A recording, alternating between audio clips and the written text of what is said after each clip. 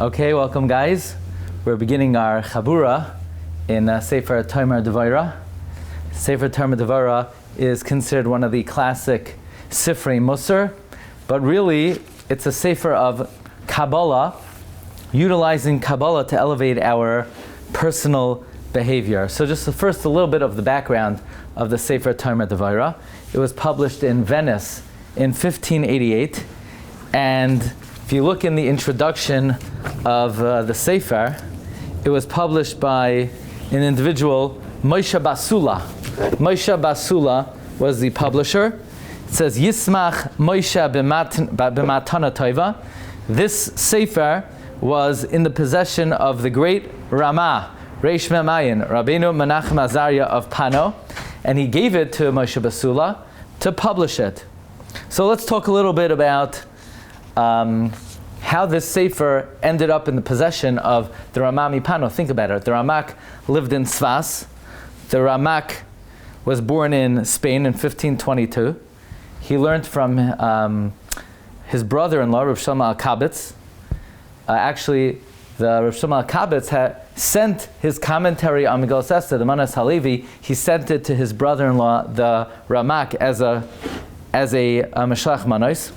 The Ramak was at first a Rebbe of the Arizal. Actually, it's very interesting that at first the Ari learned from the Ramak. Ultimately, the Ari surpassed the Ramak. There's an idea the Vilna Gaon brings in Keser Rosh that where philosophy ends, that's where Kabbalah begins. Where philosophy ends, that's where the Kabbalah of the Ramak begins, and where the Kabbalah of the Ramak ends, the Kabbalah of the Arizal begins. Now, how did this Spanish Gadol, the Ramak, how did his work get to Italy, to the Ramak Pano? So the Ramak came to Tzfas. As we mentioned, the Arizal studied under the Ramak. Actually, the Ari was the one who eulogized the Ramak. We have a famous hesped. It's brought in many Svarim that the Ari gave about the Ramak. Will give us a glimpse to understand a little bit the greatness of the Ramak. The Ari said at the Levaya of the Ramak, the Ari said on the Pasuk in Kiseitze, it's talking about somebody who's liable to capital punishment. And it says, Ki yeh be'ish chet mishpat maves. If a man will have, literally, a sin that he's liable to be killed, somebody who violated a capital crime, chet mishpat maves, vehumas, and you killed him, v'salisa isay aletz, if you hang him, don't leave him hanging overnight. So the Arizal interpreted the pasuk as follows: Ki yeh be'ish chet. If a man will be chet, you know what else chet means? Chet could mean missing, like in the pasuk, koilea el hasa'ara v'lo yachta. If somebody shoots at a target and he doesn't miss, Ki yeh be'ish chet. If a man will be missing, mishpat maves, a reason to die. Let's say you see somebody, lo yaleinu, died, but he was missing a reason to die. Why did he die? Ki yeh be'ish chet mishpat maves. He's missing a reason to die. Vehumas, and he died. V'salisa isay aletz. Hinge it on the sin of Adam Arishain. The sin of Adam Arishain made it that the inevitable result of all man is that all man has to die. So that gives you a little bit of a glimpse into the greatness of the Ramak, that the Arizal said he never committed a sin. By the way, the Ramak was also a great posek. In Shas Tshuvas Avkas Roichel, Siman Tzadi Aleph, there's a tshuva from the Ramak, and the Beis Yosef says about the Ramak's prowess in being a dayan. He says, Hai dayana nachas le'umka dedina. This dayan descends, plumbs the depth of the judgment. So not only was he a great mekubal, he was also a great posek. He is known as the Baal HaPardes. He wrote Sefer Pardes Rimonim. He learned halacha from the Beis Yosef. He received smicha from Rabbi Yaakov Beirav.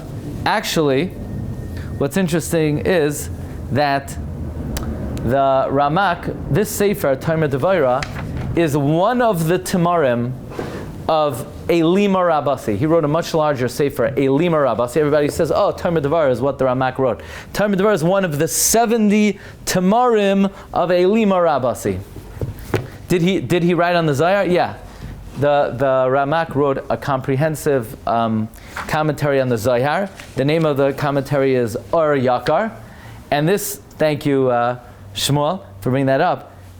The reason why this is important is because the Chida in the Shem Hagadolim, the Chida in his entry for Or Yakar, which is the work of the Ramak on the Zohar, he gives us some of the biographical information about the Ramak and how the Rama Mipano became acquainted with the works of the Ramak. At first, the Rama Mipano was a student of the Ramak through his writings, and ultimately the Rama Mipano began to learn the Kabbalah of the Arizal. But by the way, the Chida brings from Sefer Chizyonos of Reb Chaim Vital that Reb Chaim Vital had a dream, and the Ramak came to Reb Chaim Vital in a dream, and the Ramak told Reb Chaim Vital that the Kabbalah of his Rebbe, the Ari, is true and pnimis. And in Olam Haba, the Ramak himself learns Kabbalah according to the approach of the Arizal.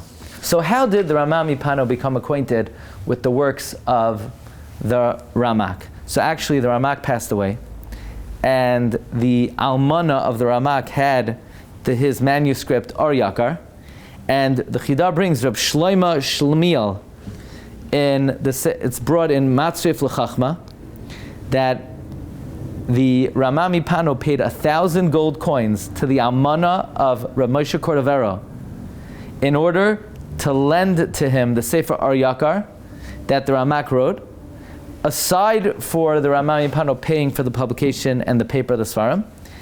And not only did he have to pay the Almana, but he had to pay a number of Chachamim to convince the Almana to lend him the manuscript. So he sent 20 gold coins to Rabbi Yosef Kara.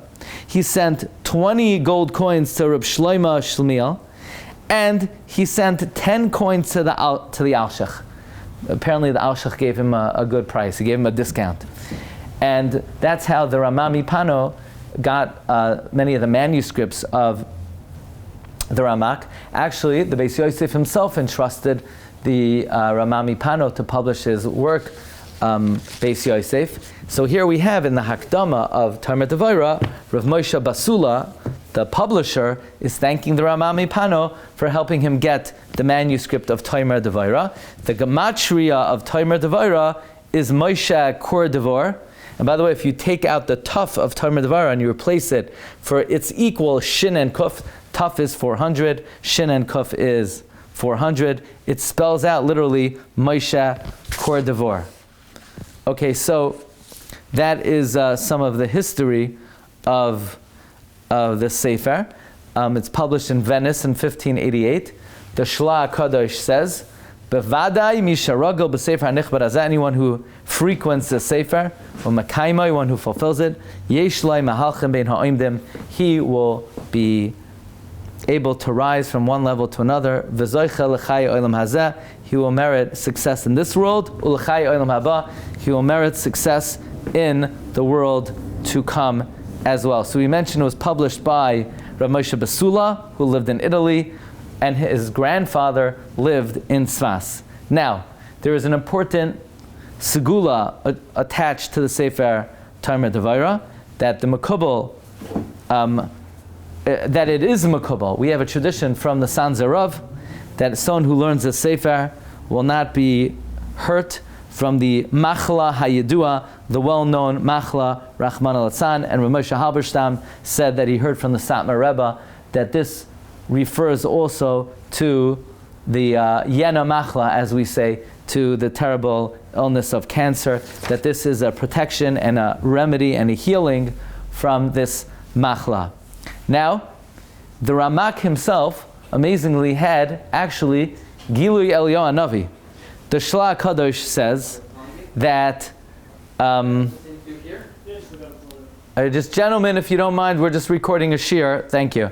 The Ramak had Gilui Eliyahu. The Shla brings down that the Ramak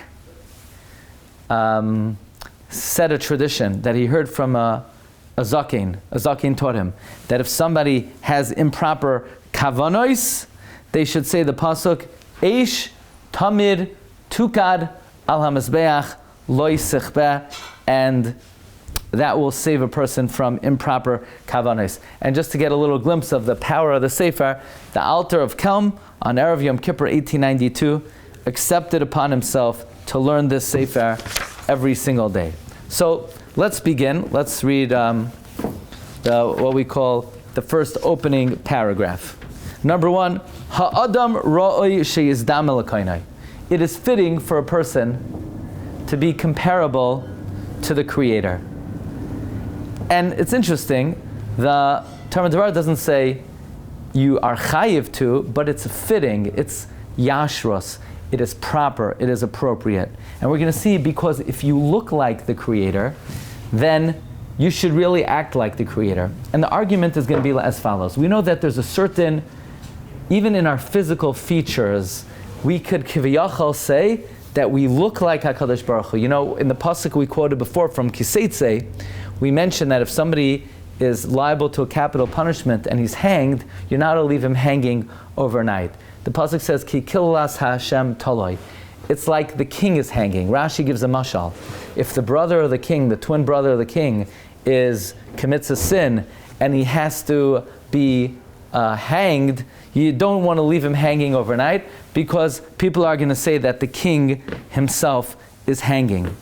So too, in a sense, we physically look like HaKadosh Baruch Hu. We physically look like HaKadosh Baruch Hu. When I was a Bachar, I once asked Harav Victor Miller, what does it mean we're created in the Tselem Elokim? He said, it means the physical features of the face are a semblance of the image of the greatness of the Creator. So the Talmud Devorah says that if it is fitting for us to be comparable to the Creator.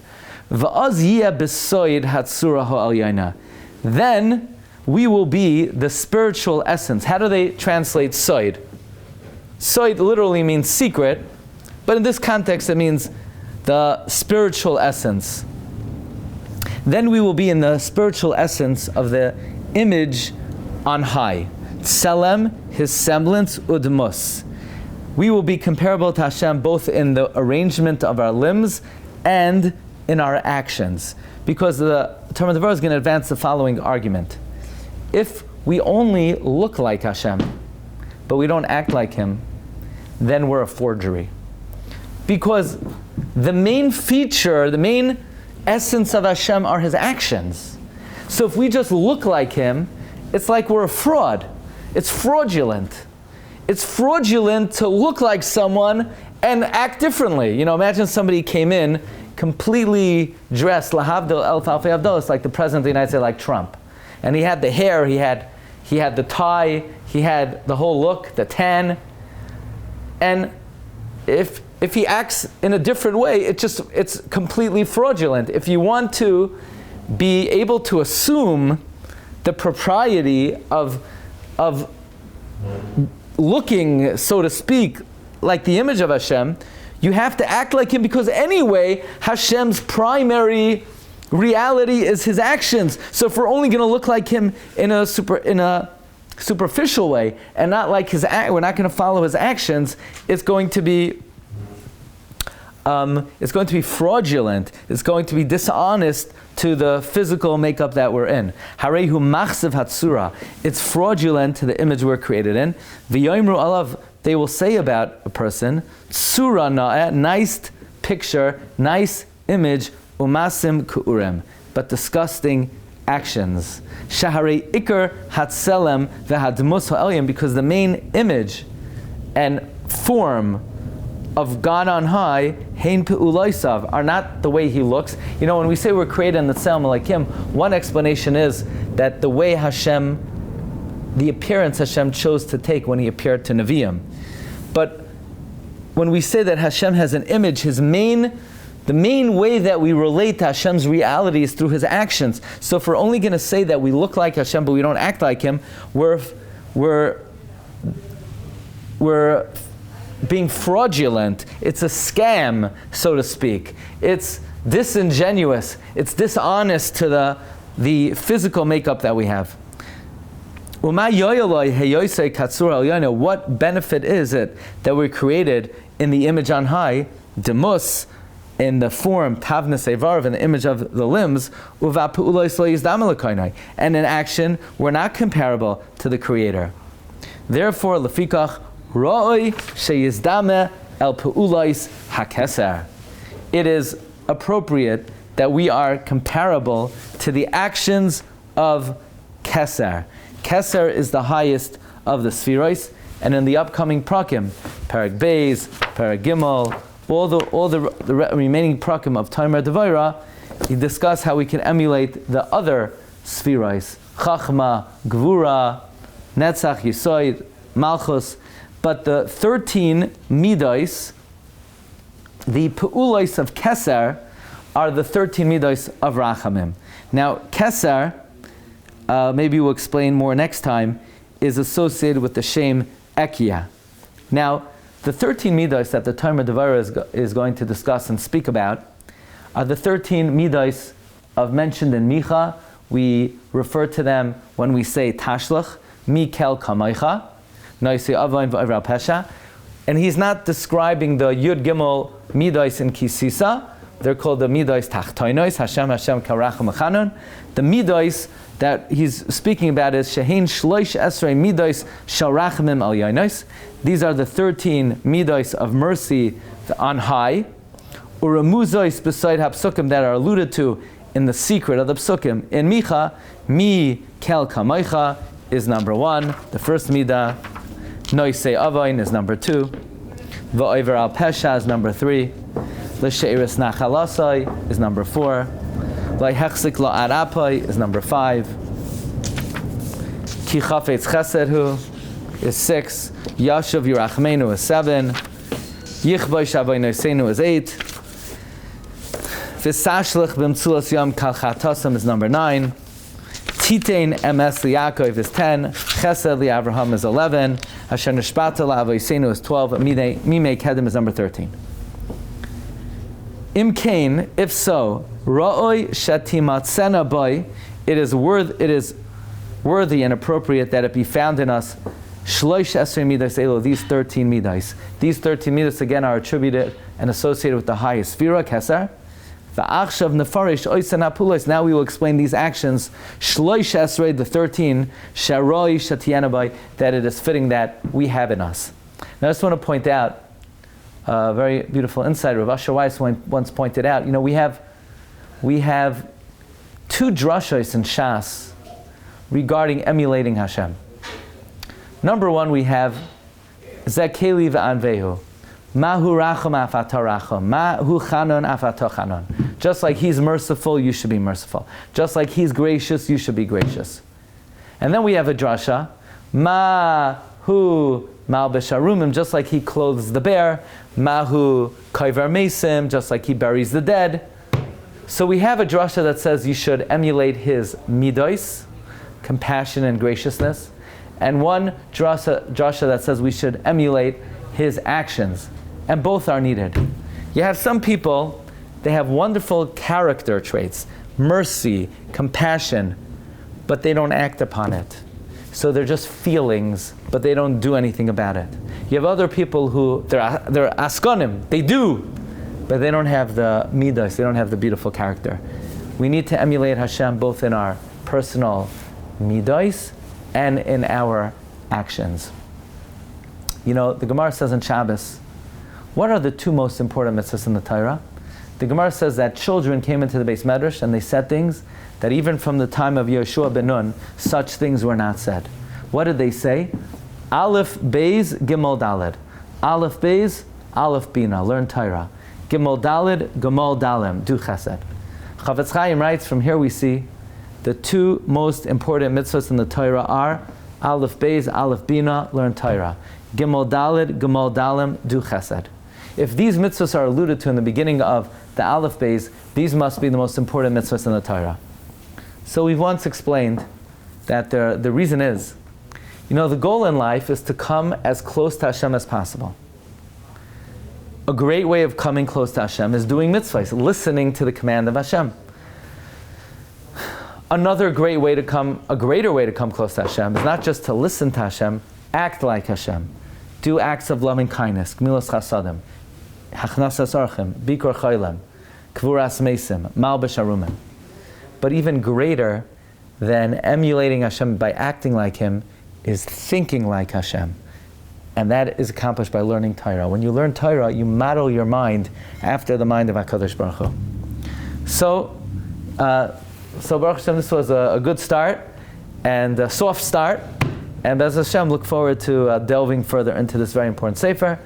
Thank you guys for coming, and we'll see you Be'ez Hashem. Kol tov, kol tov, kol tov. Good night, good night. Kol tov.